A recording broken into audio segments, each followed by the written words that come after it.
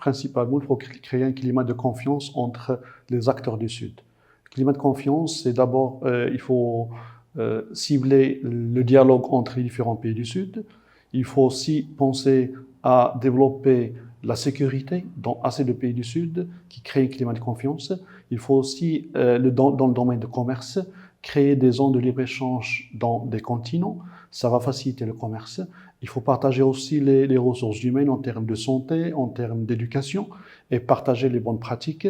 Et là, ce sont des domaines où on peut beaucoup travailler. Il y a aussi essayer de développer tout ce qui est nouvelles technologies dans ces pays, avec une cause, par exemple, dans l'environnement. Alors, les défis sont beaucoup. Ils peuvent devenir aussi des opportunités. Les défis sont liés à la pauvreté, à l'inégalité, à la dépendance vis-à-vis du Nord, aux problèmes d'instabilité, à des déficits en matière de santé et d'éducation.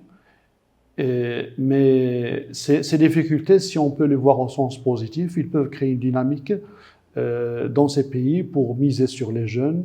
Il faut aussi miser sur assez de potentiel de croissance dans ces pays. Et dans les pays du Sud, on a un grand potentiel de croissance, c'est pas comme le Nord. Et là, ça peut attirer davantage l'investissement. Essayer de créer un marché en commun, au lieu de suivre, par exemple, les lois du marché mondial sur les matières premières.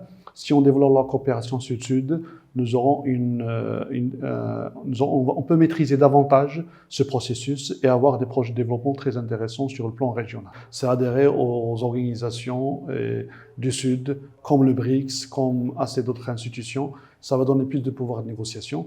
Former les diplomates et les négociateurs du Sud, et en même temps se positionner dans assez d'instances en tant que directeur, c'est faire du lobbying pour mieux négocier, et de cette manière, c'est aussi influencer les normes internationales de commerce, de la santé, à tous les niveaux. Alors les jeunes, c'est l'espoir du Sud. Ils sont prédisposés à coopérer plus avec le Sud qu'avec le Nord, parce qu'ils ont subi la colonisation.